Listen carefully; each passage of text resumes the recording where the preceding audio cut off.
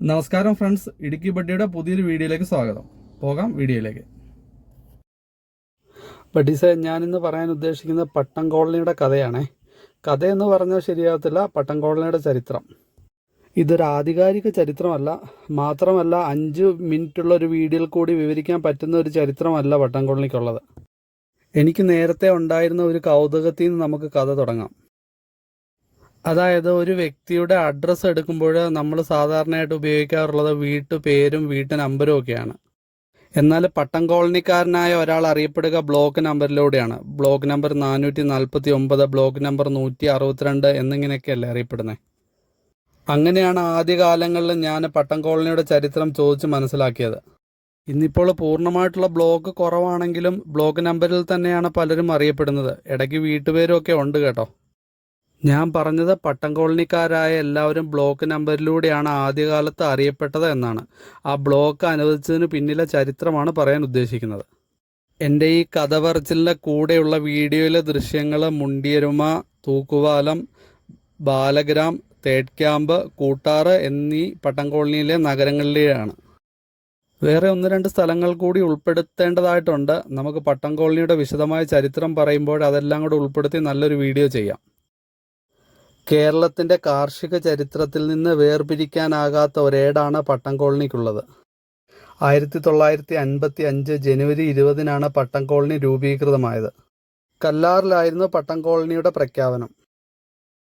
പട്ടം കോളനിയുടെ ചരിത്രം ഇടുക്കി ജില്ലയുടേതുകൂടിയാണ്.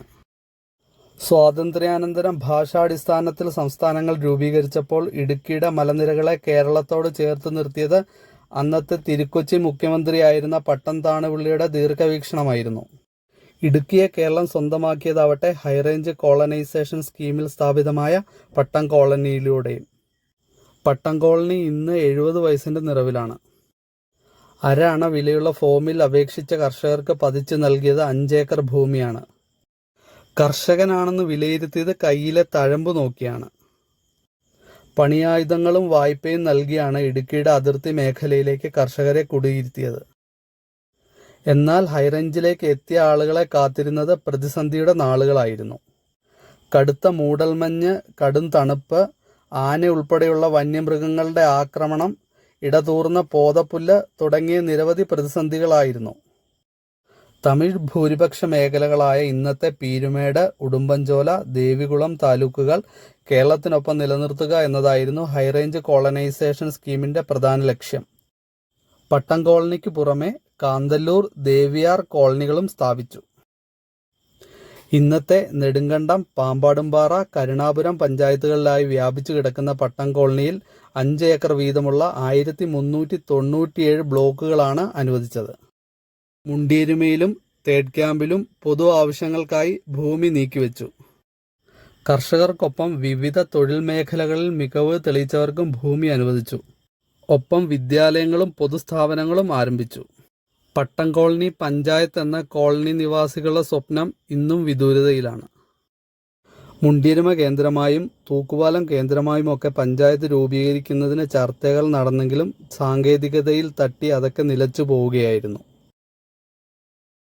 തമിഴ്നാട്ടിൽ പെട്ടുപോകുമായിരുന്ന ഇടുക്കിയുടെ ഹൈറേഞ്ച് മേഖലയെ കേരളത്തോട് ചേർത്ത് നിർത്തിയത് പല നാട്ടിൽ നിന്നും പട്ടം കോളനി എത്തിയ കർഷകരുടെ വിയർപ്പിന്റെ നനവ് കൊണ്ടാണെന്ന സത്യം ആരും വിസ്മരിക്കരുത്.